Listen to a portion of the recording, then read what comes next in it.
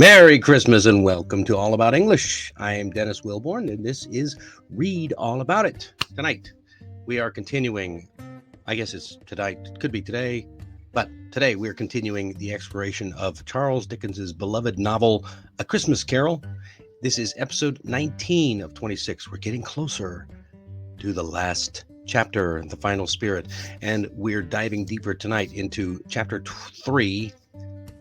We just left. Actually, we've just witnessed Scrooge's nephew laughing with all of his friends, and now we get to see a little glimpse of the party and see just how Scrooge and he get along. So grab your hot cocoa, join me on this wonderful, amusing, enjoyable journey, and help me uncover the secrets of A Christmas Carol. Let's see what it is all about.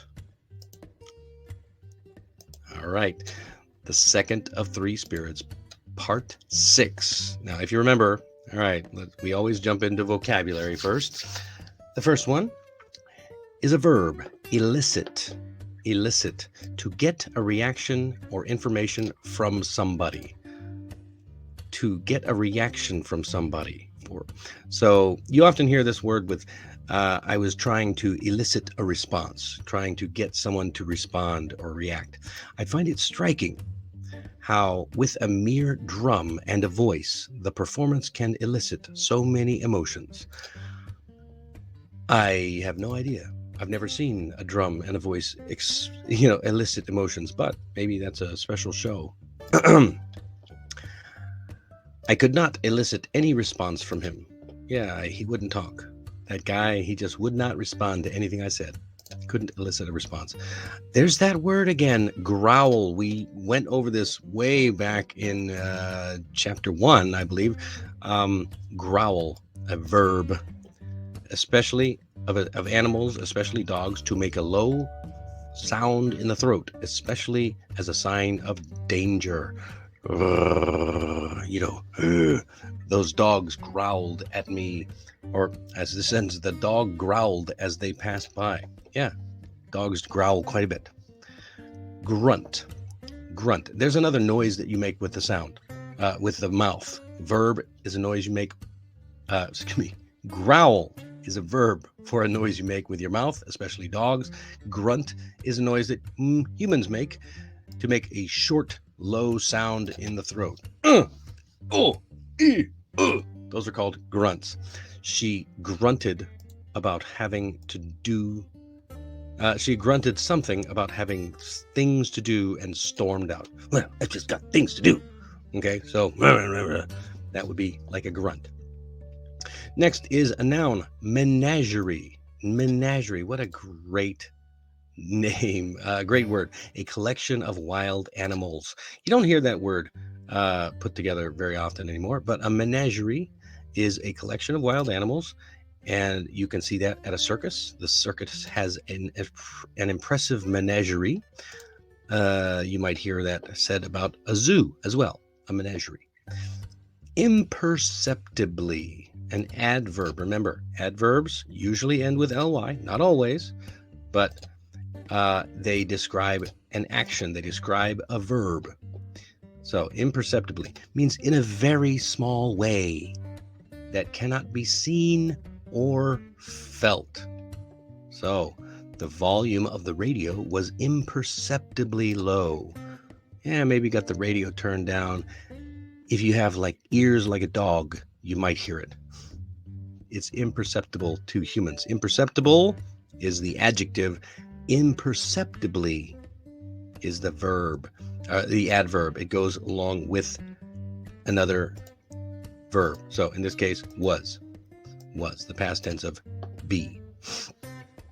Inaudible, adjective. So we're talking imperceptibly, and inaudible is something that you cannot hear. This sound is inaudible to humans, but dogs can hear it clearly. Or something going on with the sounds over here. We have imperceptibly and inaudible. One is an adverb, one is an adjective. A sound that is inaudible. In, the prefix is in, meaning unable, not, audible, able to be heard. All right, let's jump right into this passage. Remember, we just heard Scrooge's nephew, Fred, talking about how Scrooge said humbug about Christmas, and everyone thought it was ridiculous. And we also heard a bit about Fred's friend, I can't remember his name, who had a thing for Fred's wife's sister, which would be Scrooge's niece's sister. Yeah, there we go. All right. Or, yeah, anyway. It's not important to the story, so I'm not going to spend too much time on it. A Christmas Carol, Chapter 3, The Second of Three Spirits, Part 6. "Here's a new game," said Scrooge. "1 half-hour spirit, only one." It was a game called Yes and No. Now, the reason why this sentence seems out of place is because this is, again, the abridged version. In the full version, they spend a long time in this part of the chapter talking about the games that they're playing, and so they've sat and listened. The spirit of Christmas present is a jovial. He's all about experiencing life. He's giant, remember? And so he wanted to stay through the whole party and watch. And he said, I just want to watch one more game. And Scrooge is not happy with staying for longer than half an hour. 1 half-hour spirit, only one. Okay, so that's why you're not missing anything. Well, you are missing quite a bit. If you do, again, I haven't heard anything, but if you want to hear the full unabridged version of the story, let me know. Maybe we can do a live stream, or perhaps a just one long reading of the story. If I have a few hours to sit around and do that, let me know. Leave a comment down below. So, "Here's a new game," said Scrooge. 1 half-hour spirit, only one." It was a game called Yes and No, where Scrooge's nephew had to think of something, and the rest must find out what. He would only answer their questions with yes or no, as was the case.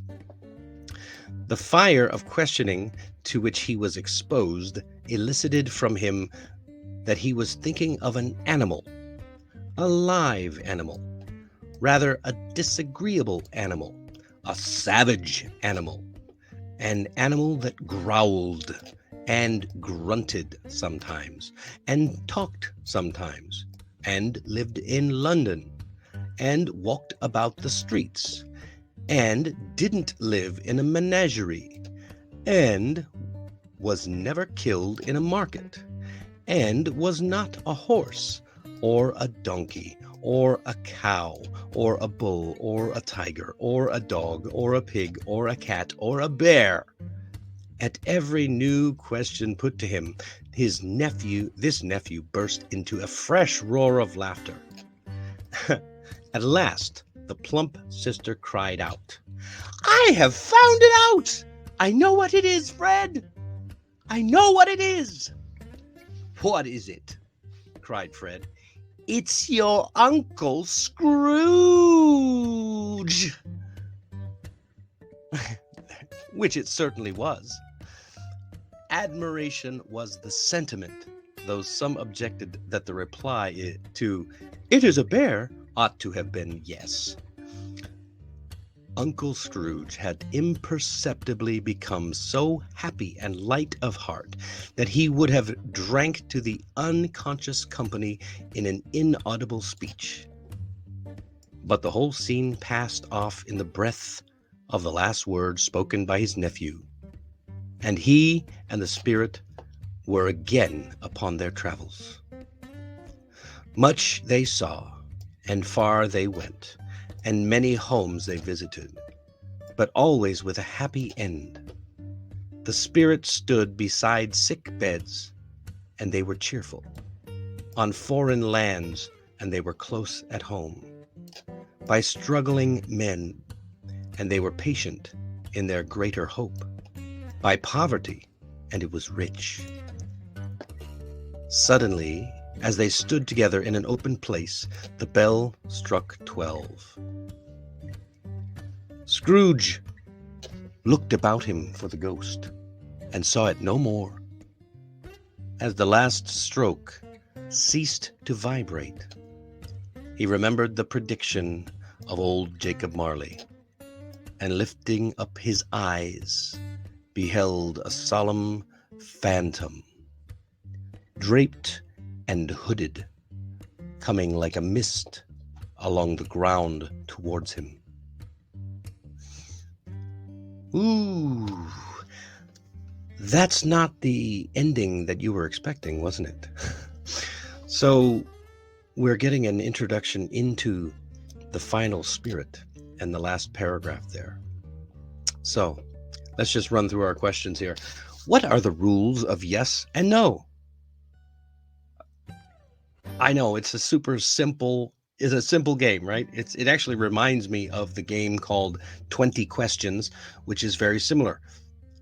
A person thinks of something, and then everyone else asks questions, yes or no questions.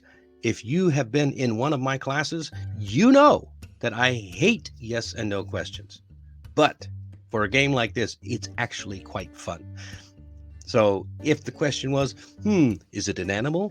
The answer must be yes or no.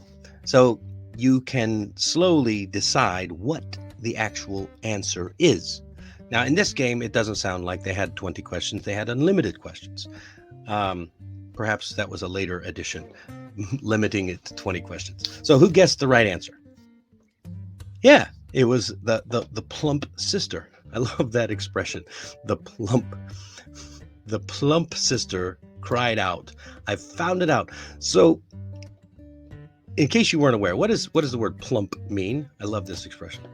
The plump sister. Yeah, she's a little bit overweight. She's not thin, she's not slim, she's plump. But she's not fat. Plump. It's nice. All right, and was Scrooge angry about this game?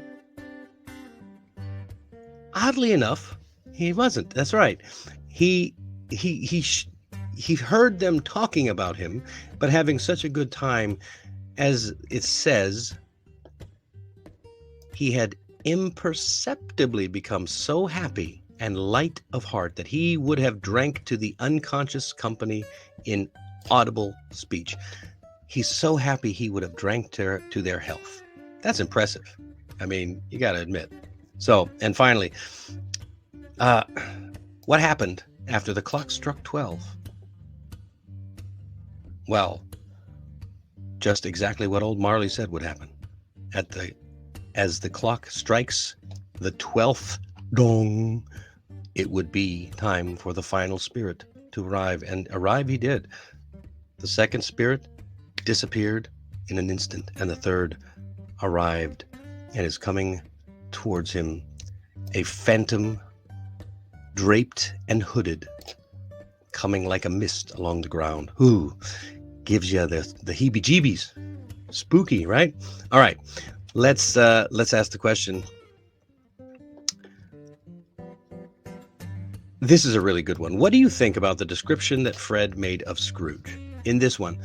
Well, you may find it amusing. I found it kind of amusing, but what do you think? Was it accurate? Was it inaccurate? Was it funny? Let me know. I would love to hear your thoughts. And that's all the time we have for this episode. Be sure to come back later this evening for episode 20, where we get a closer look at the final spirit. Thanks for joining me on this reading of A Christmas Carol by Charles Dickens. And if you want to continue the story, just click on the box right over there. I am always grateful for your support, so please remember to like and subscribe for more from All About English. Merry Christmas.